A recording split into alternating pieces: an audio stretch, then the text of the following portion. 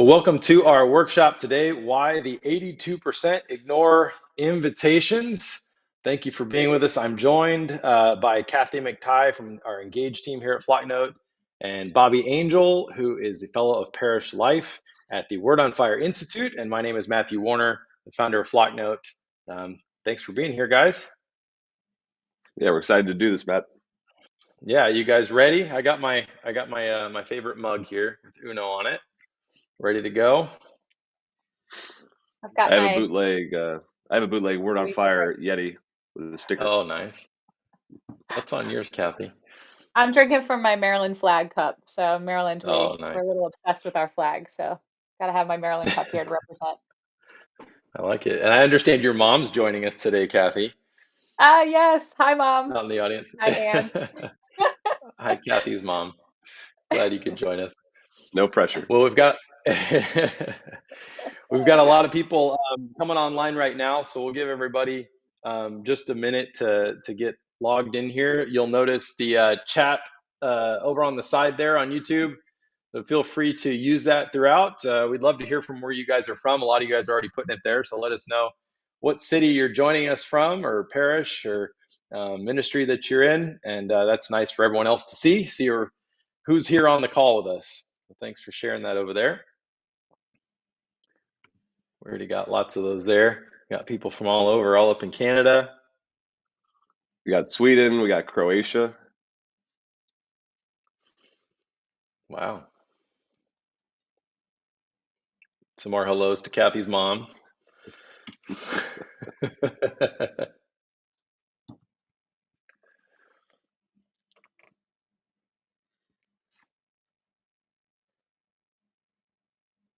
I've got some fellow Marylanders here with me too.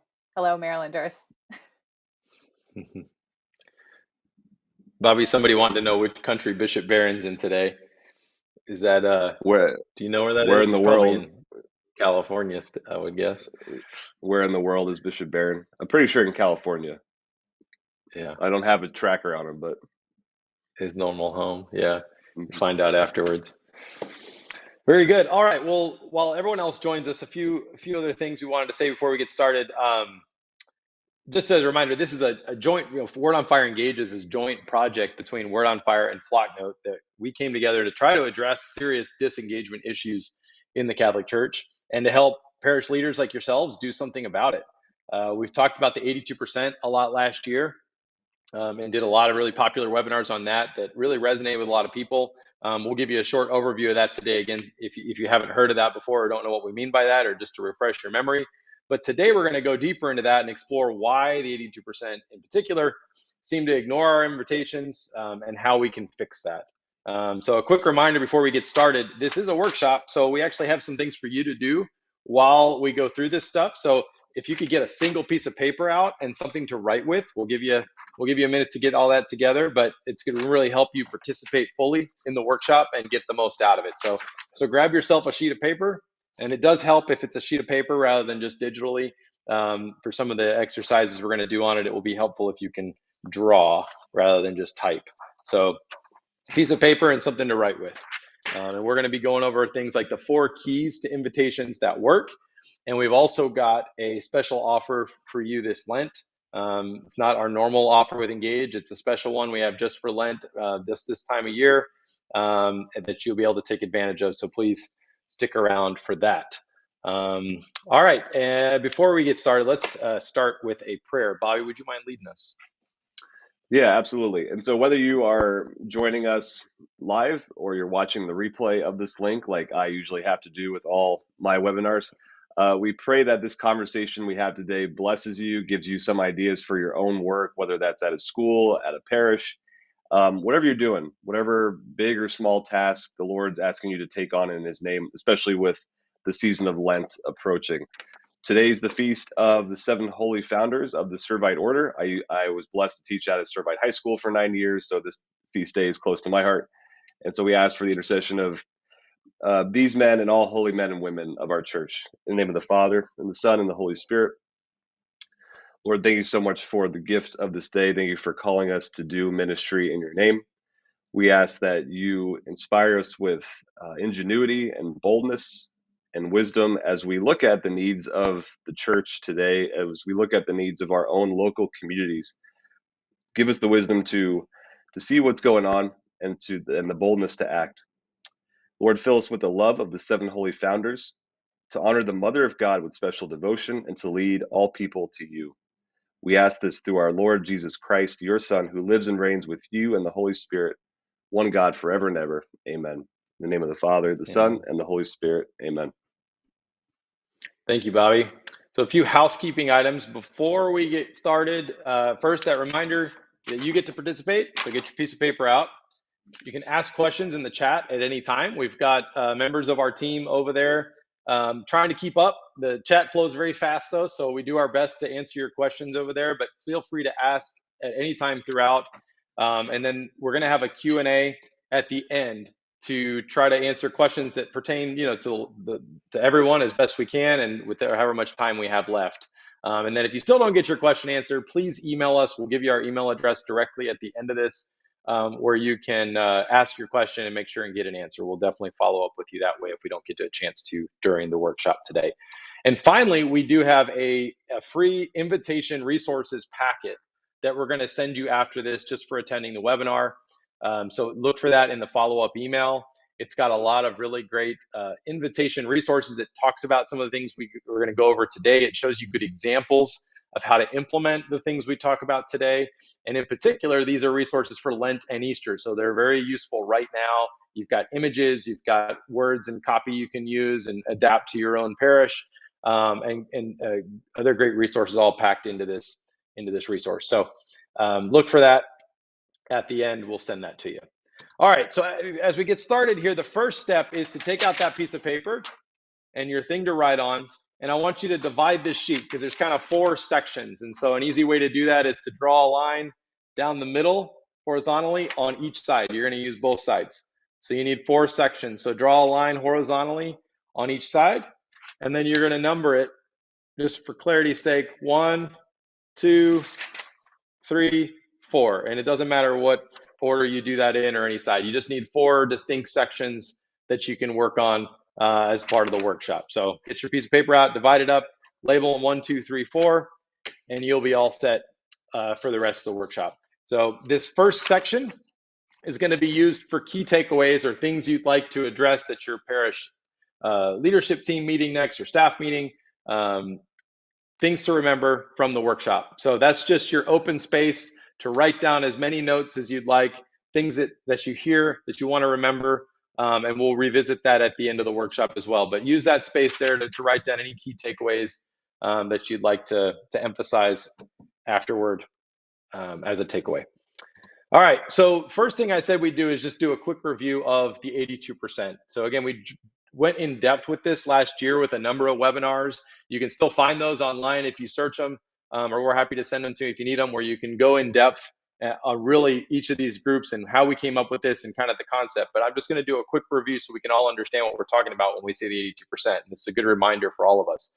So we have about 53 million Catholic adults in the US. These are people who still claim to be Catholic. We have 26 million who might have been baptized Catholic, but no longer claim Catholic. If you ask their affiliation, they will no longer say Catholic. Okay, so 26 million that have left the church in that way. 53 million that still call themselves Catholic. Within that 53 million, you have 11% of those that never attend anything. So they still say they're Catholic, but they never show up. They wouldn't probably consider themselves a part of a parish, but they still call themselves Catholic. Within that, you have 39%. This is a number. 39% is how many Catholics on average, and these are pre-COVID numbers, so this is still down, unfortunately, from after COVID. But most parishes, I feel like, are around that, still at 65 to 70% capacity from what they were pre-COVID. But hopefully we continue to get some of that back. Unfortunately, we know that it's probably not going to get back to that 100% mark, and that COVID kind of accelerated some of this drifting out we're talking about right now. So keep that in mind with these numbers. But 39% was the number of percentage of those Catholics that are at Mass on a given Sunday on average. So 39% at Mass on a given Sunday, but it's a different 39% each Sunday, okay? But 39%. 21% is how many people are the same every week. So these are weekly attendees. 21% of Catholics go every single week faithfully. And so again, when you're looking at that 39% in the pews on Sunday, a little over half are the same group every Sunday, 21%. The other half, the rest of the 39%, is a different rotating group of people. Some of those people may come, once a month, a couple times a month, once or twice a year, everything in between, right?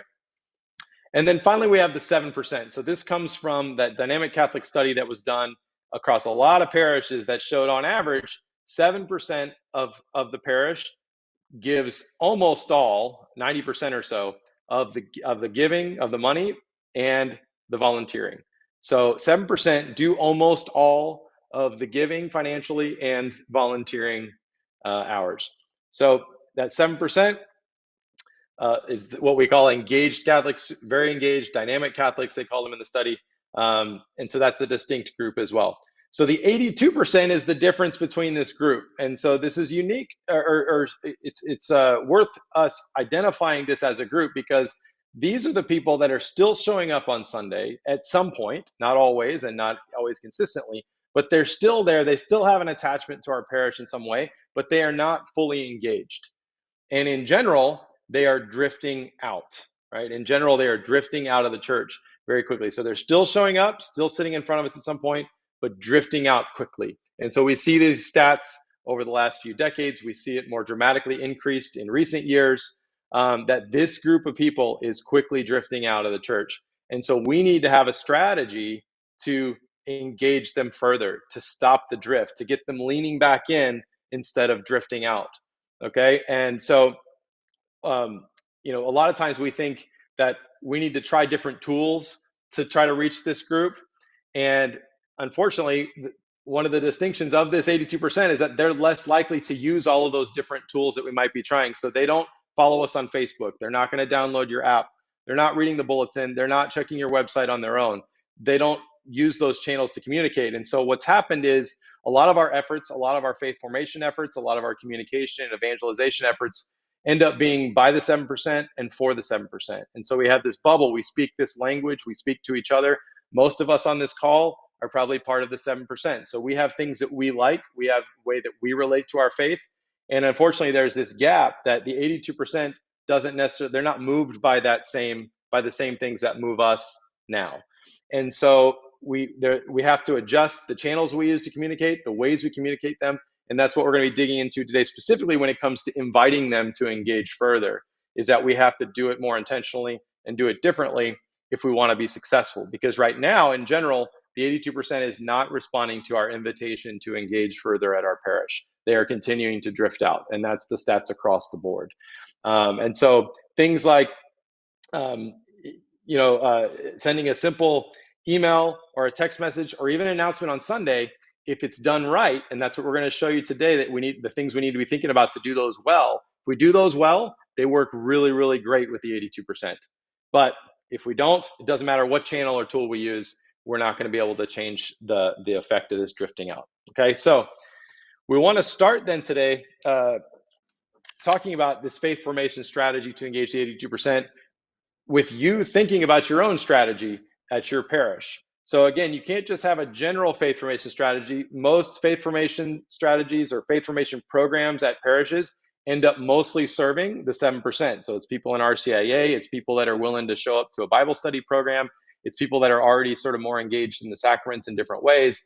But what we need to do is every parish should have a deliberate, intentional strategy to engage the 82% and form them in their faith. That's the bulk of our parish is the 82%.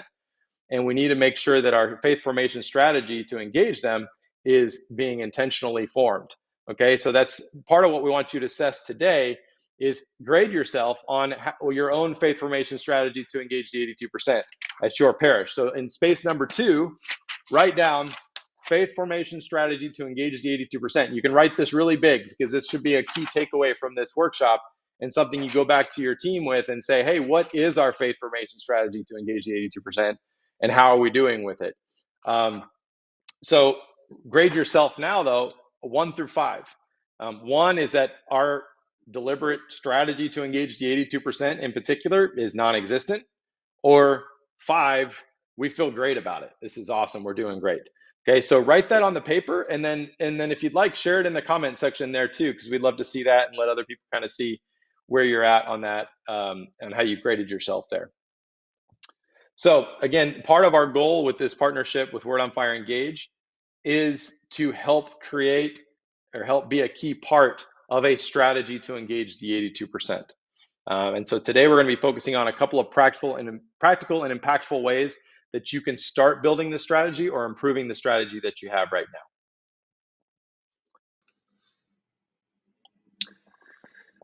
now. All right. So the next, hopefully you got a chance to write those down. Again, share those in the comment section for us.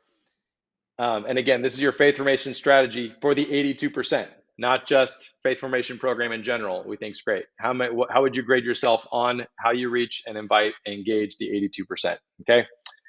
So one of the main reasons people are continuing to drift out, and there are many different ones, but is that they don't even feel invited in the first place. So obviously we feel like we're inviting people to engage us. We know we would say, yeah, we invite people all the time, but either the invitation isn't getting through or they're ignoring us because they're not responding in general.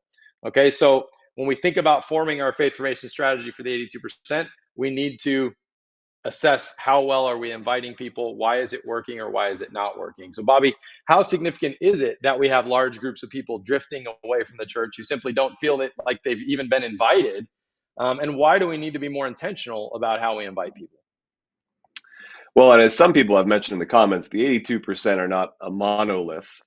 There's all different ages, and you've got between men and women, you've got young parents, you've got Gen Z versus Gen X. Like, so the 82%, there's a lot of tactics you would do to reach into that. And you may, Matt, you're going to do a great job explaining later why it feels sometimes we invite people all the time. Like, we're constantly sending out invites and messaging people from the pulpit. But it doesn't always feel like you're inviting me, like you're inviting over my head. It doesn't feel individualized.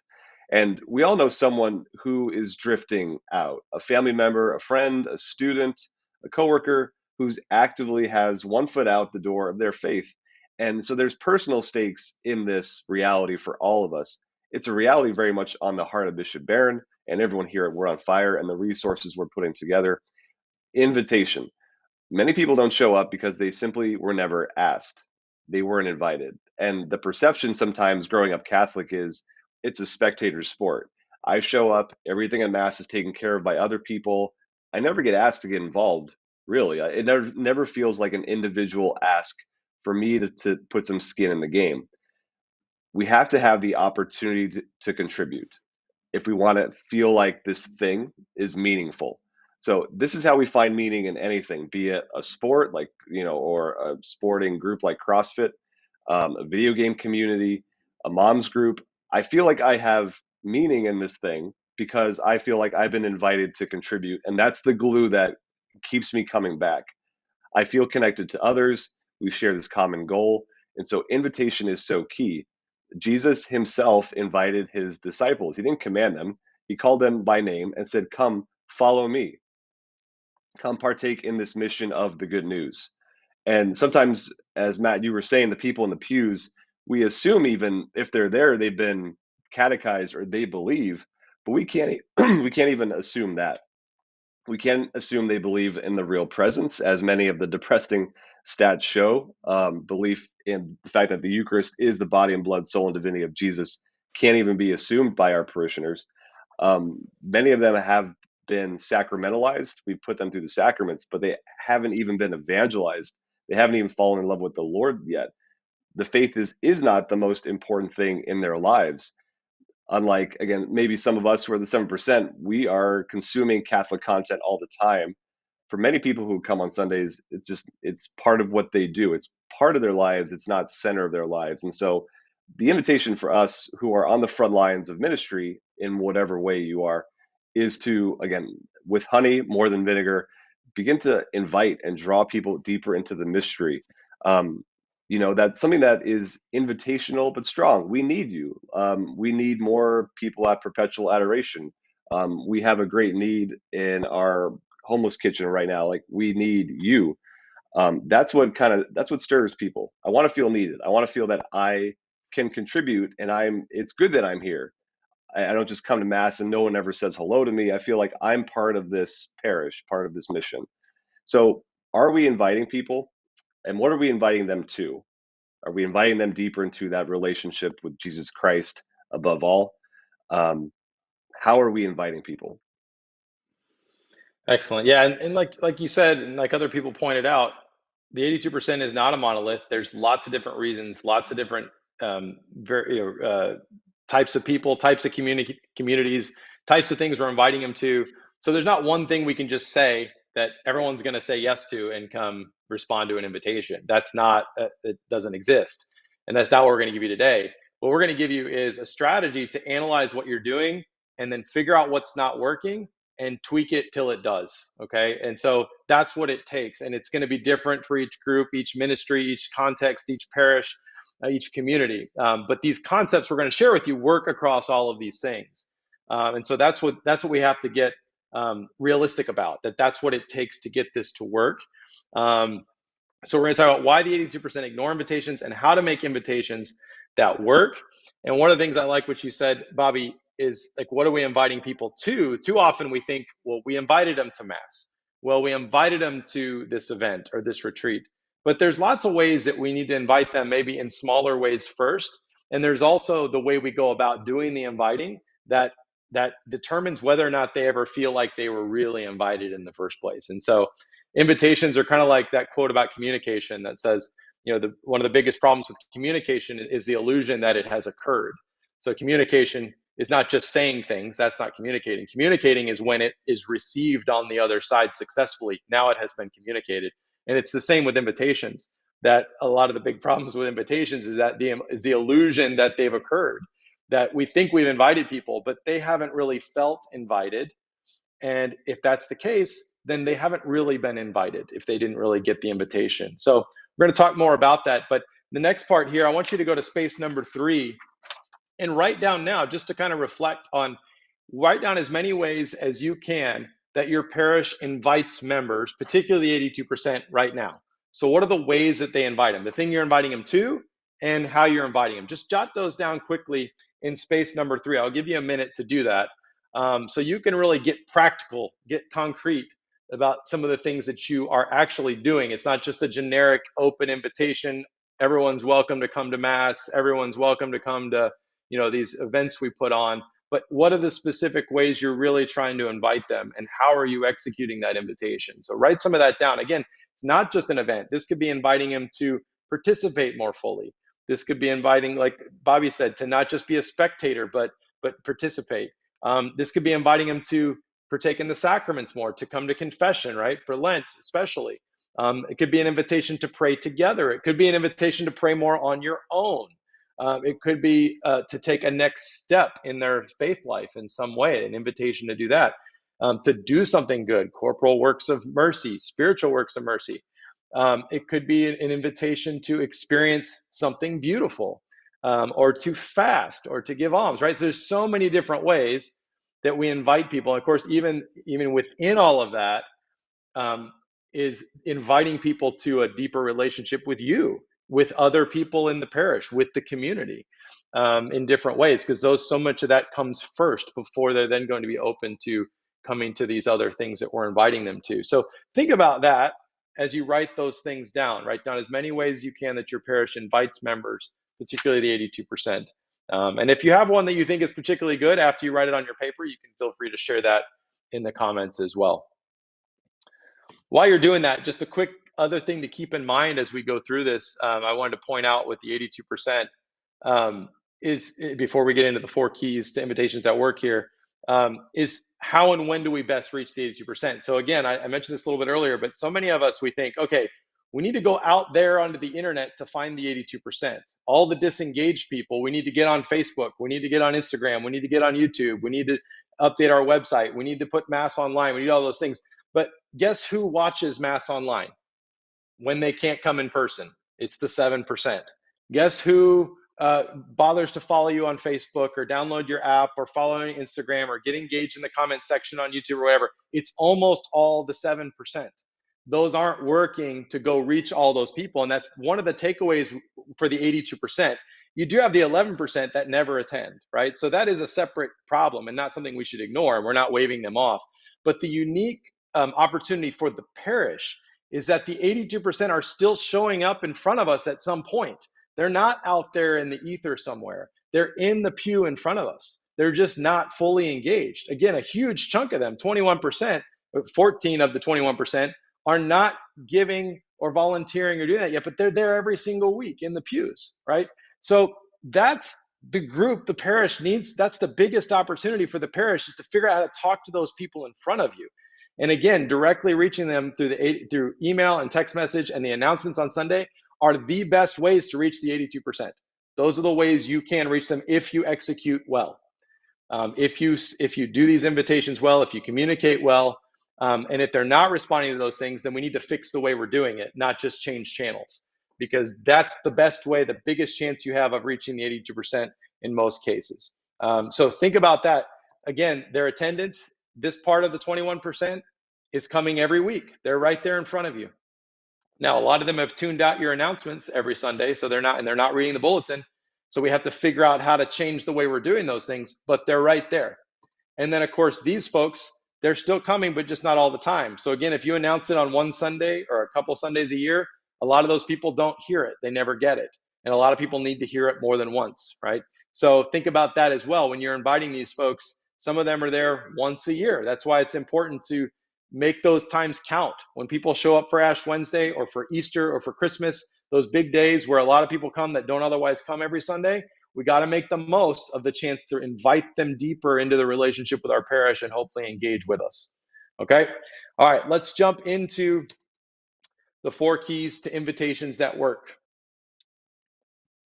Because if your invitation's not working, people aren't responding, they're still drifting out, it's because of one of these 4 things. It really is that simple. Again, none of them are universal silver bullets that are going to make everybody respond, but these are tools to analyze how you're inviting now so that you can actually make your invitations work better and get more response. Okay? So the first one is the right target audience. So this seems kind of obvious, but it's very tempting for us Catholics that we want everyone to be invited. So we invite everyone to everything. And that's a beautiful thing.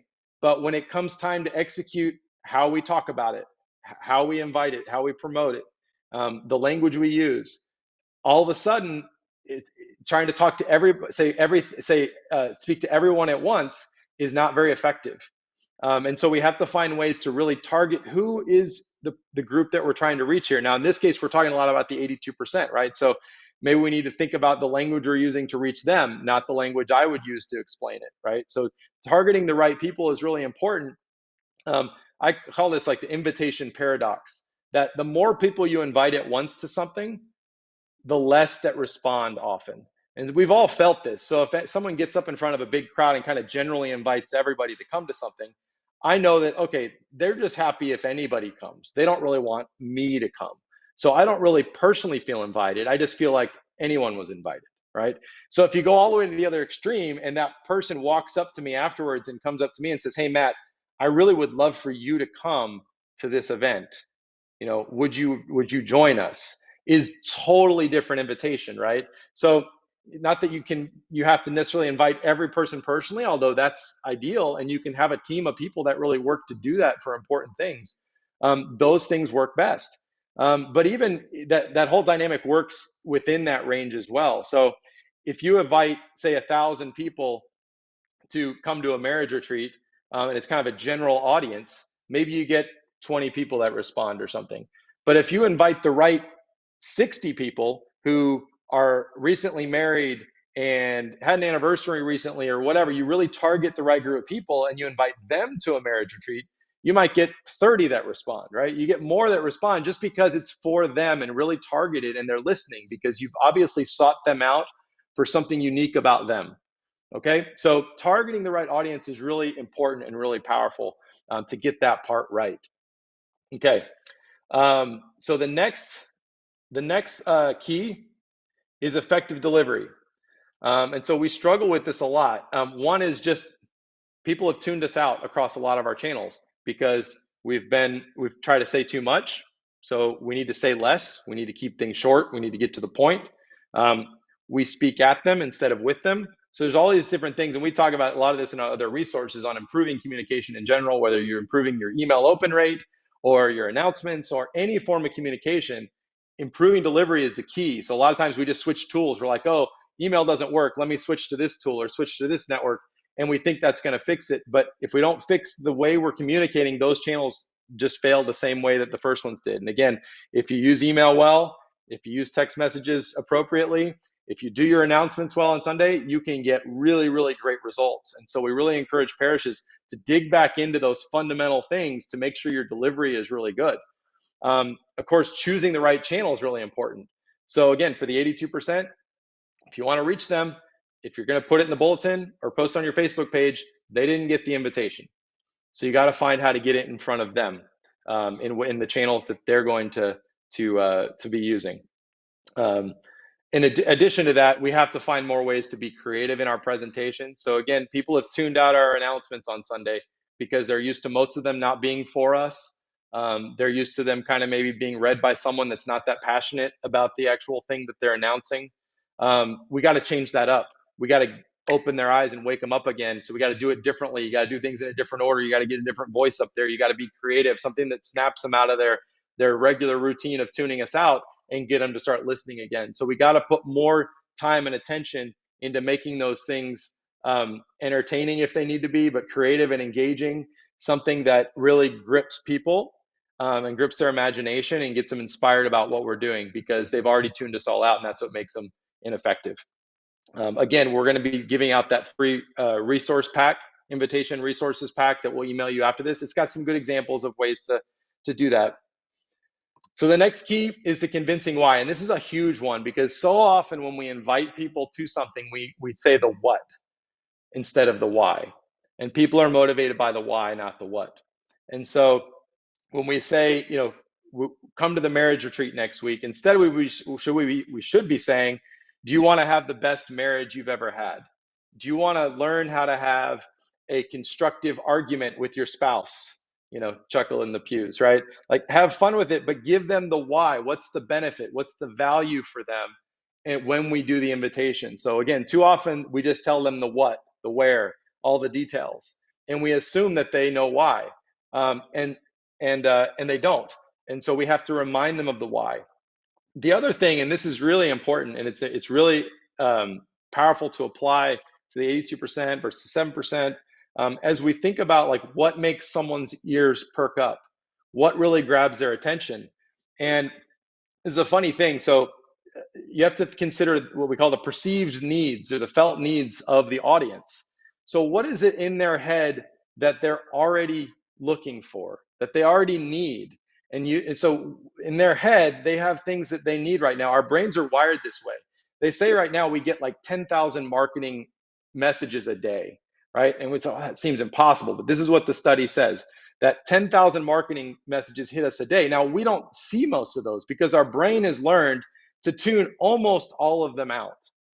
And what it learns to look for, and this is just something that developed within humans, is that our brain is subconsciously tuned into the things that we need. So, and you've probably had this happen before, like you're having a conversation with a friend about like how you're thinking about getting a cat. I'm thinking about getting a cat, or a dog if you're a dog person, okay? You're thinking about getting a cat, and then you go and you get online later and you see these ads for cat toys, and you're like, oh, look at that. Big brothers, like, listen to me again. Big tech is listening to my conversation, and now they're serving me ads based on that conversation. Now, first of all, that does happen sometimes. So I'm not saying that's not a danger that we need to look out for. I think that's a real danger.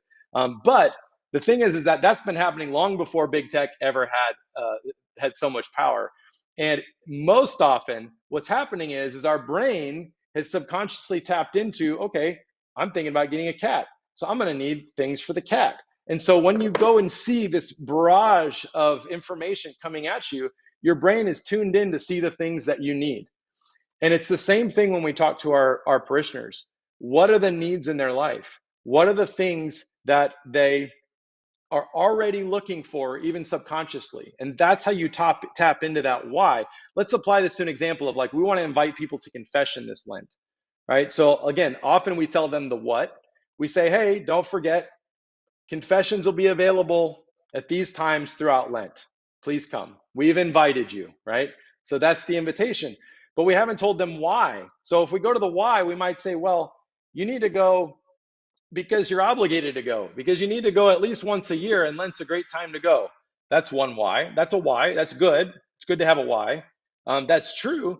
But is that a convincing why that the 82% is moved by?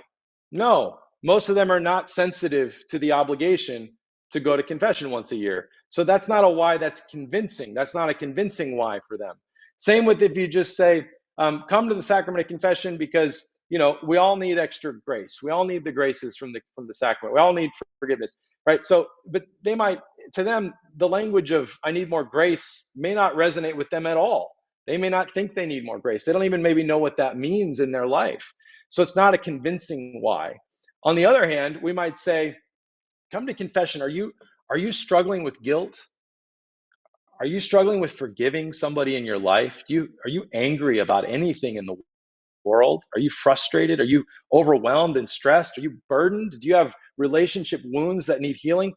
Come to confession because the graces there will help heal all of those things, right? Now, all of a sudden, the why is more convincing for them. You've tapped into something that they're already feeling, a pain, a need in their life, and that convinces people to move. And so some people think, we've talked about, and Bishop Barron talks about this a lot, not wanting to dumb down our faith. And I wholeheartedly agree with that. He is 1,000% right about that. When we teach the faith, that we don't need to dumb it down. But when we communicate it, we need to smarten it up. So we need to communicate in ways that it actually resonates with people, that they actually will find the intersection between what we have to say and a perceived need that they have, so that they can eventually learn all the smart things about our faith. And so it's actually really dumb communication to keep speaking in a language that nobody receives it in. That's not communication. That's just talking out loud to yourself, right? So it's actually smarter communication to figure out how to resonate with our audience in an effective way. So we need to smarten up our communication, not dumb it down, and find those points of intersection, okay? So that's the convincing why. And then the last one is you could have all these other four things and you're like, okay, we're good. They're going to respond now. And that's not the case because there may still be barriers that need to be removed. So someone may want to come, but there's still something keeping them from coming. So a simple one might be like childcare, right? You realize that I want to invite someone to an event, but it's adults only. And a lot of people can't come because they don't have anyone to watch their kids. Okay, well, we can offer childcare. So that's something you're anticipating. You're looking ahead and saying, what are the reasons somebody's going to not be able to respond to our invitation? And you're going to try to remove those barriers ahead of time, anticipate those things. So we can apply the same thing to our invitation to confession, right? So think about what would be the reason somebody doesn't come to confession this Lent. Okay, so we've given them a convincing why now that they're going to be hopefully motivated to want to participate. Why won't they still? Well, maybe the time of the week that it's offered is not good for them. Or maybe the line's too long. We need to offer it more so the line's not so long and people can actually get through and not have to take so long. Maybe they're embarrassed. Maybe we need to talk about why they shouldn't be embarrassed about any confession or how important it is. Maybe they don't know why it's important and we need to explain that more in a language that they understand. Maybe they forgot how and we need to remind them, hey, you don't need to remember how, or here's a card that helps you over that barrier that you just read and it helps you through it, right? Or maybe it's been too long or I can't remember my sins and we need to communicate that that's okay. None of that matters for this, right? So those are the things as example you think ahead of and say, what are the barriers someone's going to have from what's going to keep them from responding to this invitation, and analyze that, okay? So those four things, if you get those right, people will respond. And so again, it's not a silver bullet answer, but you have to look at the things you're inviting people to now along each of these keys and figure out what's not working and how to improve it or fix where it's falling short. I'm going to give you an example here. If you pull out your worksheet again, want to do a quick exercise with you. And this is a good thing. It's just a good way to go through this exercise with your staff, with your team. And it's a good way to analyze a lot of things you're doing, but you can apply these four keys in sort of a visual way that'll help you map it out and analyze how well you're doing. So go to space number 4, and I want you to draw a square like that. Okay, I'm going to use my handy whiteboard here so you can see it, but do this on your piece of paper, and then you just draw an X like this. Okay, and so you're going to score. Each corner represents one of the 4 keys, and so you can write those here. We have audience, right? Target audience. We have effective delivery. We've got our convincing why. And then we have barriers removed. Okay? So you can score yourself, again, for a particular event. You can think about something you're planning. You can think about something you've done in the past, just as an example for today. But you can take this and use this to apply to any invitation, anything you're doing. Okay? So from there, you're going to score yourself. And the way the scoring works is the middle of the X here is 0, and out at the very corner is like a 10, okay?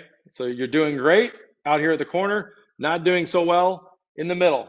So if you say, like, for audience, let's say we really feel like we've actually done well targeting the right audience and getting our invitations for this event to the right group on the, we think we've got that identified. So we're going to give ourselves a pretty good score out there, right? Then for delivery, we'd say, well, but we've actually been using the wrong channel for that. And that may be a reason why they're not actually getting the invitation and responding very well. So we're not doing so well there. I'm going to put a dot kind of closer to the middle here. And then we might say, well, our convincing why, that's been struggling too. Like, we've told people the what, but we really haven't told them a why in a way that seems very convincing. So we're going to give ourselves a pretty bad score right there too. We need to work on that. Our barriers removed, we actually feel like we've done a pretty good job. We've offered childcare for this event. We've made it free. We've whatever we needed to do to remove barriers for people that may have been, keeping them from attending. And you give yourself maybe a good score there. Okay. So you see your score, and then what you do is just simply connect all the 4 dots together into a 4-sided polygon there. And it gives you an idea. So your area here is kind of your overall score. Like, how many people are going to respond to this event? How successful would this invitation be?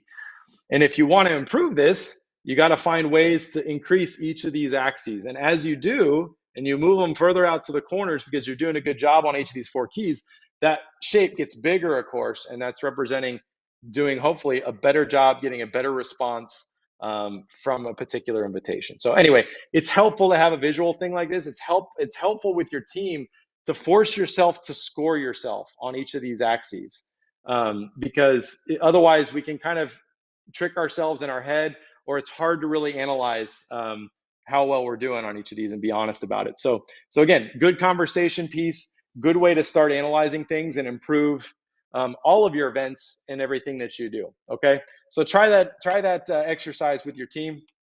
I hope you find that helpful. All right, so that's making invitations that work. You can apply that to any invitation that you're making. If you'll allow me now, what I want to do is share how we can actually help you with all 4 of these things almost immediately. And again, this was by design for how we designed Word on Fire Engage. And that's to really help us with each one of these, help you execute each of these things or improve every one of those keys for you almost immediately. This whole webinar, this workshop, Engage itself, this gets to the heart of why we did all this in the first place. We know that, and I think why a lot of you are probably here, we know Bishop Barron's work in media has changed lives. It probably changed each of our lives. I know it did mine. And we just want to get it in front of more people. We want more people to understand the truths of our faith, the way that he can articulate it, and the way Word on Fire has been able to do a lot of these amazing things. But we know now that it's not just as easy as, here, watch the Catholicism series. That the 82% aren't ready for that yet, that they don't respond to that yet, and that we have to figure out how do we take the baby steps to get there? How do we overcome each of these things and implement these 4 keys to get them to that point in the end? And we have to figure out how to do that together. We think we can really help you with that. So to give you a quick overview of what Engage is, and then I'm going to have Kathy show you what this looks like in just a minute here, and then we got some more stuff left here at the end of the workshop. But just to clarify, Engage is this partnership between Flocknote and Word on Fire.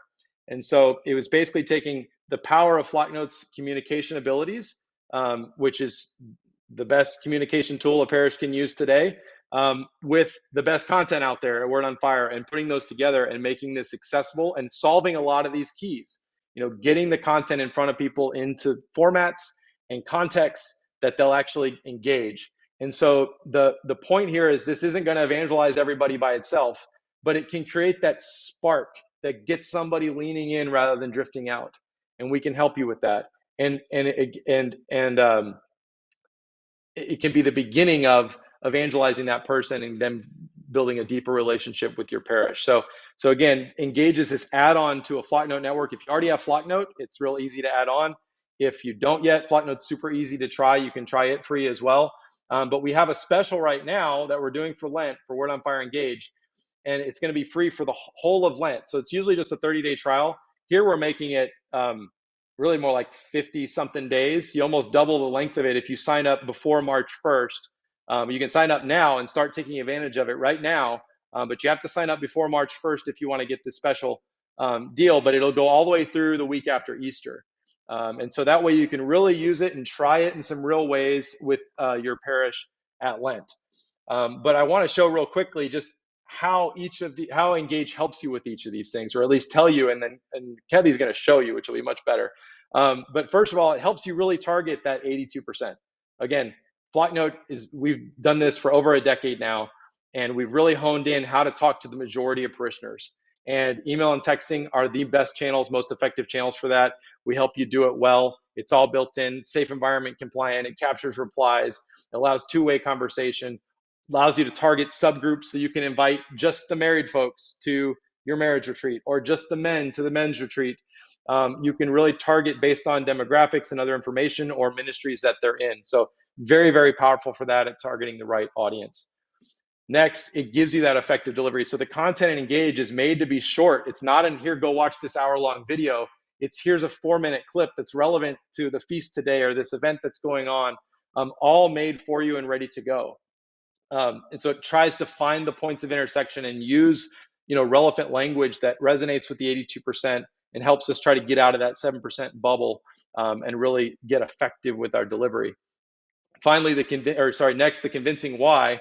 Again, this content is made to speak to the 82%. Some of the content that we've created in Word on Fire Engage is just other forms of Word on Fire media that's been put into a different context or shortened up or put into easy, consumable, bite-sized pieces. So that's really valuable. But there's also content in Engage that's made just for the 82%. That's really made just for this program that is made to be convincing for them, we hope. And then finally, removing barriers. So obviously, things like, I don't have time to watch that. I don't have time to engage that or to participate in that. I forgot about it. This doesn't seem relevant or interesting to me. This is a really hard format for us to respond and engage and ask questions. Engage solves all of those barriers for you. It helps you easily remind people with the content. It's short, so they can do it with a little bit of time at the right time of their week when they have a few minutes. It's relevant and interesting to them. And also, they can immediately engage in questions. They can reply back. You can reply back. You can see the questions they have. And so it's a really, again, creating that spark or that moment where you can engage deeper with people is all built into this. So, all right, now I want to jump in and just let Kathy show you what this looks like so you can really put it together in your head and see how cool it is. Thank you, Matt. All right, Kathy here from the Engage team. So when we're inviting our members to more than just showing up, but to deeper conversion, we want to make sure that we're providing them accessible and easy opportunity to go deeper, to encounter Christ, to explore their faith. And that's really a tough nut to crack, as I'm sure you guys all know, because we're talking about not just the right content delivered in the right way, but often to people who may not be super receptive or generally take the time to be open to it. So Let's take a look at how Engage, both in the content and the way that it's delivered, are designed to crack open the door to the hearts of the 82% and deliver that opportunity to take a step deeper, to take a step closer to Christ, to deeper conversion and relationship with Him, and also to living out faith through participation in parish life, which we would all love, right? So, at a bird's eye view, there's two levels to this. One is access to wordonfiredigital.org. So this would be for every parishioner at your parish. It's included. It's normally actually close to $20 a month per person if someone were going to do this individually. But part of your Word on Fire Engage subscription includes access to this digital library for all of your parishioners. And what's featured there is, top-notch Catholic content from Bishop Barron and the team at Word on Fire. So that's great. But the second part, and this really is the key, is sending that content directly to your members. So with Engage, this could be via an email or text. It could be videos added into your emails that you're already sending out regularly, or using our pre-made content and our series of content. So what's in these pre-made emails typically? So you're going to find reflections written for the 82%, paired with discussion questions, invitations to more participation, and even high quality videos from the production team at Word on Fire. When it comes to libraries of digital evangelization resources, we know that there's a lot of great Catholic content out there, right? But you can't just stop here just with a library and hope that the 82% will decide to just go there on their own and check out what's available. Because we know that in reality, even if there's incredible transformative content there, in most cases that just isn't really going to happen naturally. So the approach with Engage is for you to get that amazing content, that opportunity for a spark, as Matt said, right into their pockets and in front of their eyes. And then from there, we provide a link for members to access that library of more content if they're inspired to go deeper. Let me run 3 scenarios by you as just a little glimpse into what using Engage at your parish might look like. So let's say at my parish, the parish secretary puts together a weekly email with a few announcements and a short message from our pastor, Father Mike. So with let's say this week, Father Mike, his message is about the beauty of the Mass. So he decided to drop in a video from Word on Fire Engage and invite parishioners to take a few minutes today and check it out. They just click play and it plays in a browser window. Even on their phone, just click play and it'll open up and play for them. Or let's say one month you took a look at our module of suggested content and decided to send out a pre-made email we had for the feast day of Our Lady of the Rosary. That included, a little reflection that's geared towards the 82% to help them understand what this is about, as well as a short video to explain the basics of praying the Rosary. And then whenever they receive one of those videos, they're going to have this button underneath that allows them to then go deeper if they'd like to learn more. But even if they're just watching this video, this is a huge win, right? Okay, one more imagine if for you. So let's say that you wanted your parishioners to participate in a 10-day scripture challenge. And using the suggested invitation wording that we provide to you as a resource, you've gathered a group of people who are interested in taking this small intentional step. And all you needed to do was use our pre-made series to do it. Now, I will make a quick note before we go on. When it comes to challenges and series and digital retreats that we'll offer through the year, this example here is using a text message based series, but not all of them are text message based or specific to one liturgical season. We also have fan favorite email series like Why Come Back to Mass, Catholicism 101. Those are available all year round. So when I copy a note or a series of notes from our library into my network, it opens up in our Flocknote email note composer. So I can customize it however I'd like and then send it out. Or better yet, I can schedule it to be sent out at a later date, which means at the start of Lent, you can set up all of the emails that you're hoping to send out over the next few weeks and then move on to other Lenten projects. Flocknote and Word on Fire together are making this kind of digital evangelization, this reaching people where they're at in a digital age, possible in a way that's not available anywhere else. And part of our goal in that, I just want to say, part of our goal is to make it as easy as possible for parish leaders. So we know that you guys have a lot on your plates. I worked in parish ministry for many years. We know it's crazy out there, right? So even just in what we've covered in this webinar alone, the attention that's needed to be on the relational side of invitation at our parishes is often lost because we just end up spending our time and focus elsewhere out of necessity. With Engage, our hope is that some of that load feels lifted when you use our pre-made emails, texts, and series. Now, we keep mentioning that pre-made content. You got to see a little sneak peek of some of it there, but I just want to dive into a quick overview of what's available right now this season. So each month, our team provides Engage subscribers with a curated list of emails that take the guesswork out of what types of content would be good to send right now. But Lent particularly is a unique opportunity, right? With the renewed intentionality we see with a lot of our parishioners, including the 82%. So we went all out for you this Lent. We've got 5 different modules for you to pick and choose from based on what fits best at your parish. I'm going to run through them really quickly here. So we've got our Engage for Lent module, and in this folder of pre-made content, you're going to find an email for every Sunday in Lent, as well as some featured feast days. In our Lenten traditions module, we're breaking down the traditional practices of the Lenten season for the 82%. So prayer, fasting, almsgiving, stations of the cross, giving the 82% the why and the how to help inspire them to dive deeper this Lent. Now, monthly, we feature a family faith activity email for your families with children at home. And this is, a key place for evangelization, right, guys? So for Lent, we decided we're going to expand that out and offer you guys an entire series that we're calling Holiness at Home. Small activities and traditions that parents can easily implement at home to help make faith a central part of their family life and really prepare the hearts of everyone in the household for Christ's death and resurrection. Praying as a parish this Lent is a module of emails that can be sent out weekly on the day of your choice. So maybe every Wednesday at noon, to invite your members to pause and pray as a parish for the parish. And each of those emails also features an invitation to go deeper into prayer and participation in Lent in some unique way at the end of each email.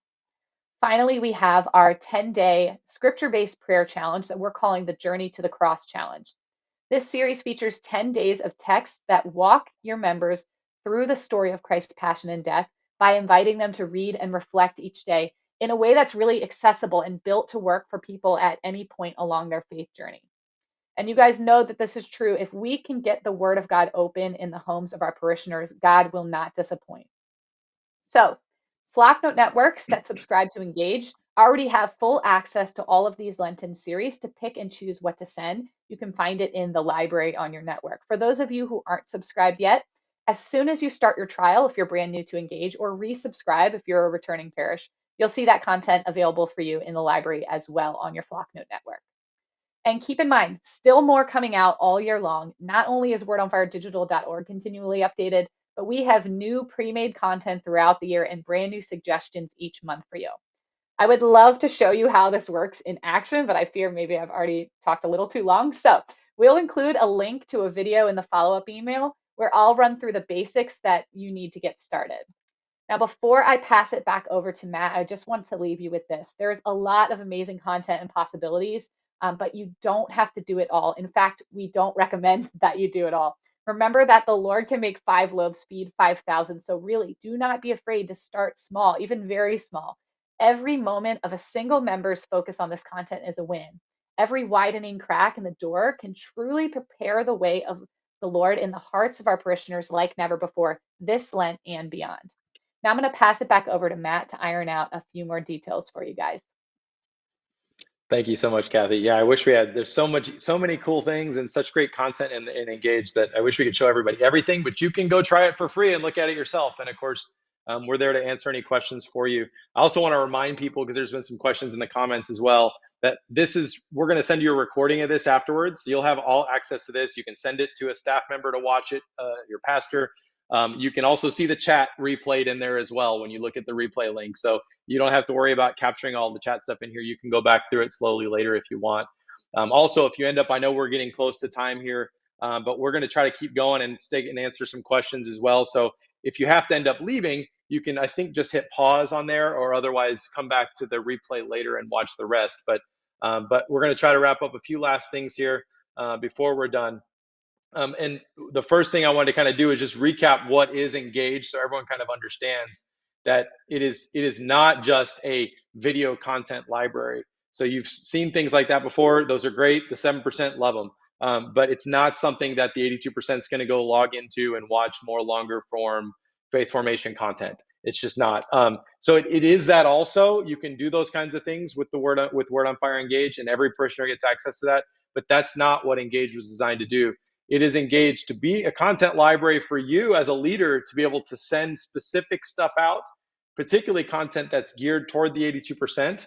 And we've also included already making a lot of the communications, the emails, the series, scheduling them, text, which you can edit and modify to your liking, but it's all already done for you. And you can also use it, as Kathy mentioned, to just sprinkle into your existing weekly email that goes out or other communications you have going on. So it's very different in that sense. It's really made to accomplish a lot more with more intentional purpose to reach the 82% and engage them. Included in all of that, of course, because it's built on top of Flocknote, is that content delivery part that's made to reach the 82%. So this is something that even beyond just delivering this content, it's going to improve your communication as a parish, as a ministry, and be able to start doing a lot more with your communications that are much more effective. Included in all of that, which I think this is one of the most valuable parts, is the community calls that we have, where every month you come together. If you're part of Engage, you're a leader, parish leader using Engage, and you can be on this monthly call where we talk about these things. We talk about the challenges we're having. We share best practices of what's working and what's not working. We do additional training like we did here today. And every once in a while, Bishop Barron joins us on there as well. So he joins us live on some of those, where you get to ask questions directly with him and talk with him about these things. So super cool benefit and very, very valuable. And you get all of this for only $197 a month. So which is just such a great deal for how much is included in this and what all is part of it. And like I said, you get a free trial for all of Lent to try this out. You also get an additional discount of a couple of months free if you pay annually. So you get some additional savings there. And I want to challenge everybody, because immediately you say, well, I don't have it in the budget, or maybe you do have it in the budget, but what is your budget for faith formation strategy for the 82%? Because every parish needs one. And it's important. It's one of the most important things a parish could be doing right now, is figuring out how to stop the 82% from drifting out. And we also have to think dynamically about this, because if you just think statically, like I only have this much in the budget, I can't do it, we're never going to break out of that. Because what's going to take to raise the budget is getting more than the 7% contributing. And so whenever you engage, even if through the Engage program, you engage like one or two more families to become more engaged, to start financially supporting the parish as a result of this, one or two more families in the whole parish, that probably alone will pay for Engage for the whole year. So again, a little bit of improvement in reaching the 82% all of a sudden starts to pay for itself and then some. So again, think dynamically about this. Another thing we've seen a lot of parishes do is just ask a few parishioners if they would be interested in trying to help more parishioners, more of the 82%, the people that are drifting out of the parish, get content in front of them, like from Bishop Barron and Word on Fire, that might engage them and get them to lean back in rather than drift out, and see if they're willing to donate for a year to help you get this going. And we've seen that work great too. So there's lots of opportunities there. So don't think you just can't do it because you can't, you don't find it in the budget right now. We have to think more dynamically about it and really think about what we should be investing and where we should be putting money into a faith formation program or strategy for the 82%. And then finally, of course, you get it free for Lent. We're offering that now. So there's no reason not to try it fully for Lent. And again, additionally, this all includes for free individual, for every single parishioner, access to Word on Fire Digital, which has almost all of Word on Fire's content. And it's got the Catholicism series, the pivotal players, the series on the creed, the sacraments, all that stuff that every parishioner can then log in and have access to if they'd like to. So that's, again, more the 7% that are going to take advantage of that. But that alone, every one of those people are going to get a free access to that as part of Engage for your parish. So incredible stuff.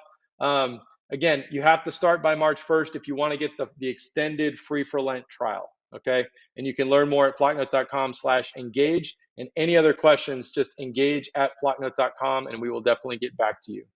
All right, let's wrap up the workshop. I know we've gone a few minutes over here, but it's good to finish up here. Go back to space number 1 and all your key takeaways and things you've been writing down.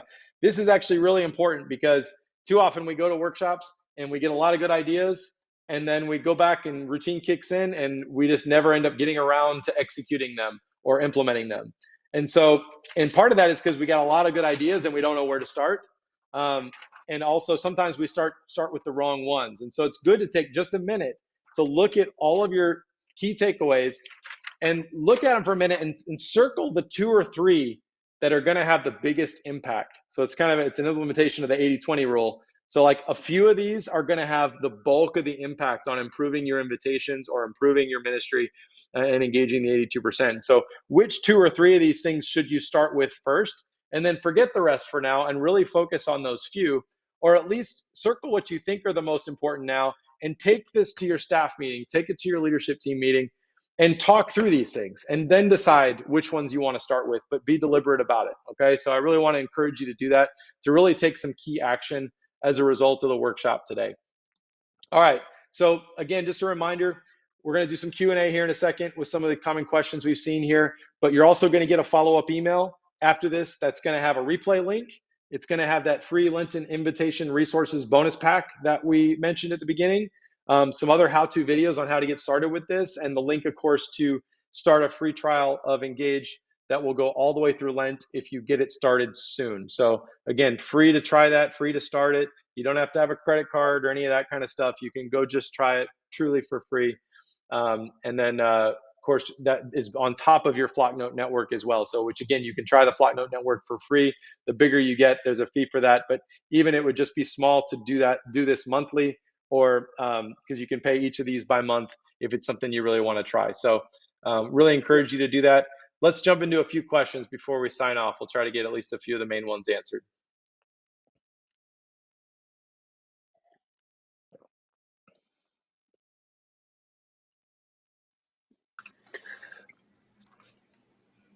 I just want to say too, a big thank you to everyone who's here live and anyone who's watching later. We're officially in overtime now, so if you need to go off, get lunch, go to another meeting, or teach a class, no worries.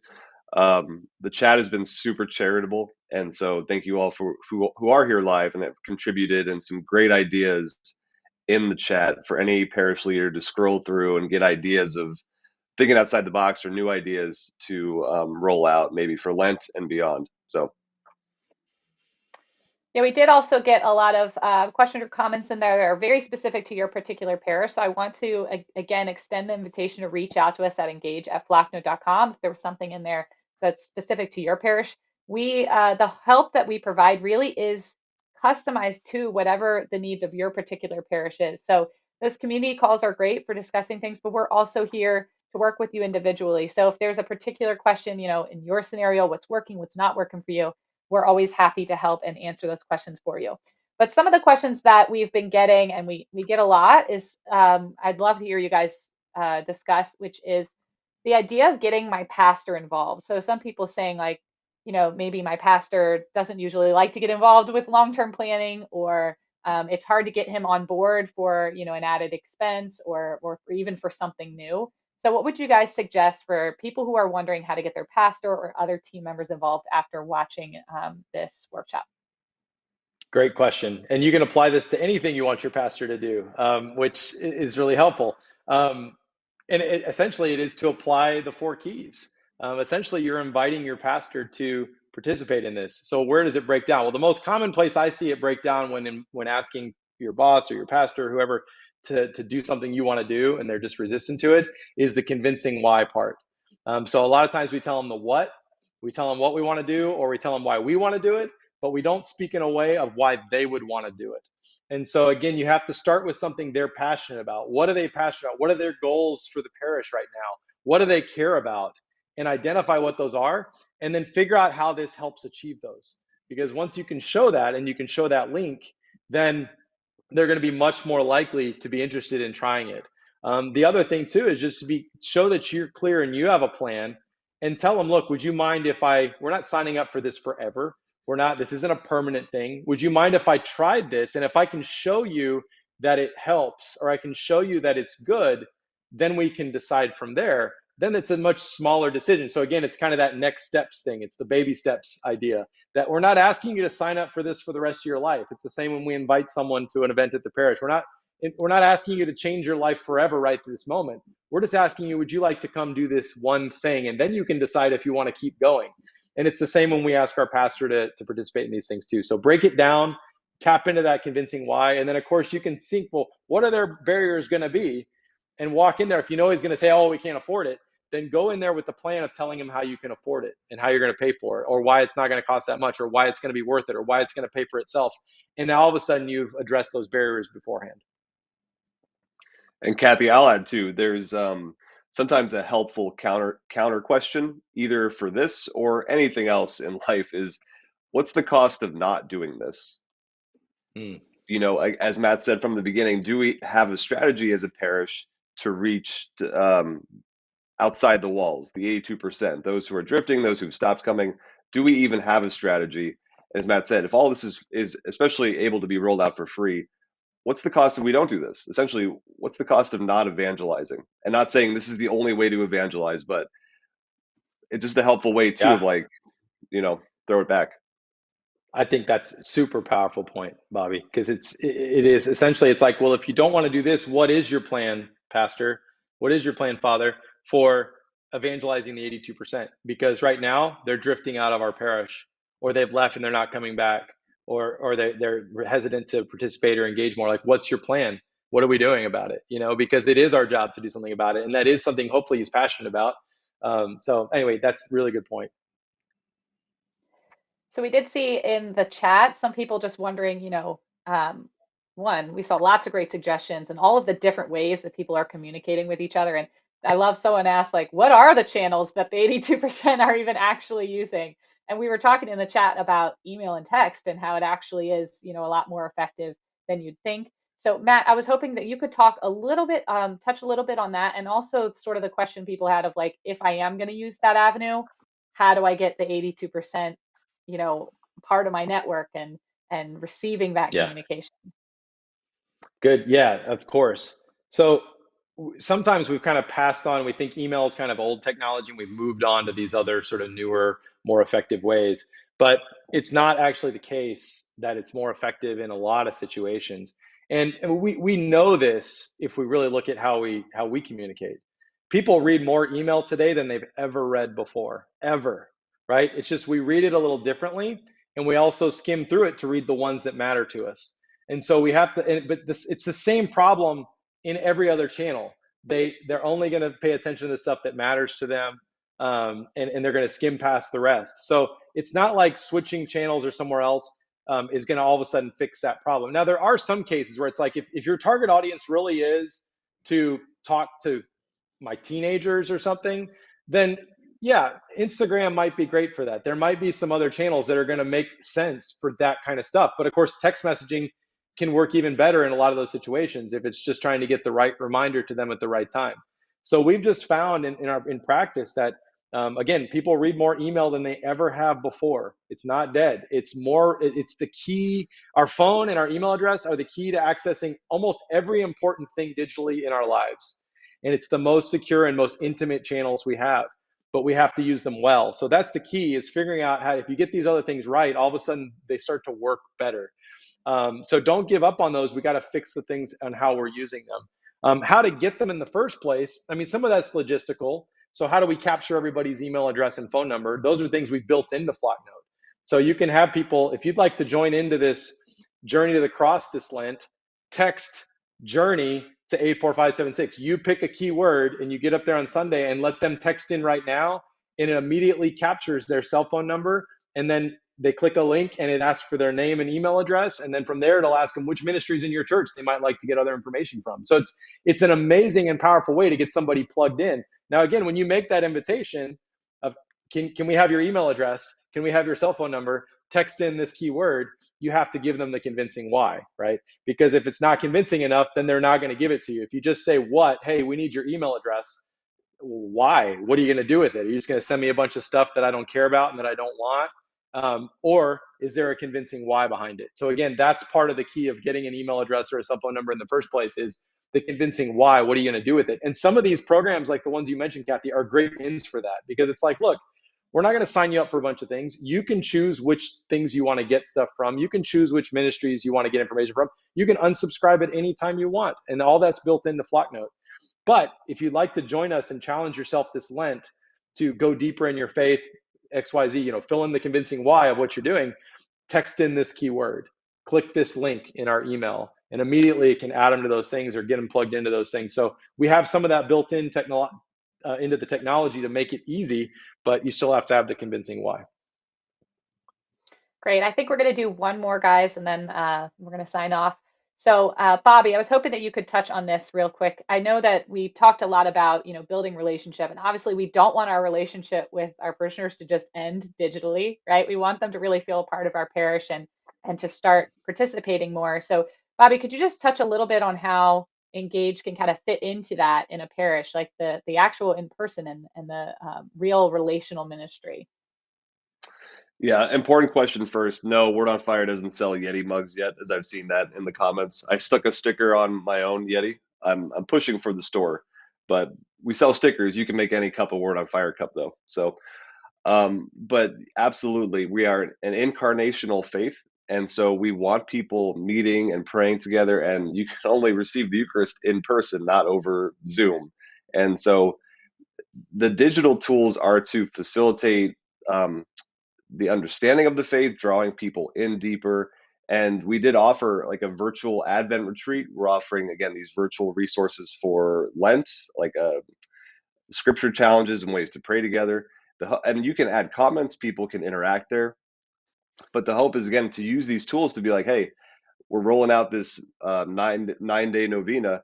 But on the Wednesday, we're going to offer this, donut night or this, I don't know, pizza night or something to hopefully get people in person to discuss, okay, how's God moving for you this week? How is God moving in your life? And so there are tools to kickstart these conversations and build relationships. And along with that, too, we have these monthly community calls for the leaders here, where Kathy and I will discuss what's coming up in the content, but also address best practices, different techniques, answer some questions. Sometimes we get Bishop Barron to pop in on those too. To know that you're not alone. We're not just dumping all these digital tools on you, but you're not alone in this. And we also it's a time to network with other parish leaders too, to share those ideas. It's been great too to meet different parish leaders and engage users in person when we've done conferences and some Word on Fire retreats, and to meet people, the parish leaders who are actively using Flocknote or Word on Fire Engage, and to just share how the fruit of it and share new ideas and suggestions. Um, that it isn't just digital relationships alone. We hunger for more. We hunger for um, in-person community. I think COVID has accelerated a lot of the problems, but it's also made us hungrier than ever for real in-person relationships. Thank you, Bobby. And I know this is something that is particularly a passion of Bishop Barron's, and that he's really excited about Engage and what we've been able to offer here. And um, it's just exciting to partner with so many great people out there that, like you, that are on this webinar, that are doing the work, and it's really inspiring for us to get to support you in any way that we can.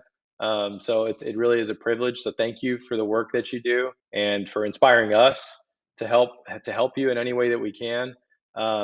We hope that you'll take advantage of this as a resource, and we'd love to work with you on it to keep making it better. If you've tried it before, I encourage you to try it again, because we have, like, every month it gets significantly better. We're adding new content in, we're organizing it in better and better ways. We're figuring out content that works better than others and all that kind of stuff. So it's really a process and a journey that we're excited to be on, and we're thankful for all of you that are on it with us. We hope you'll join us. All right. Well, we'll sign off there, and till next time, God bless you all. Thank you.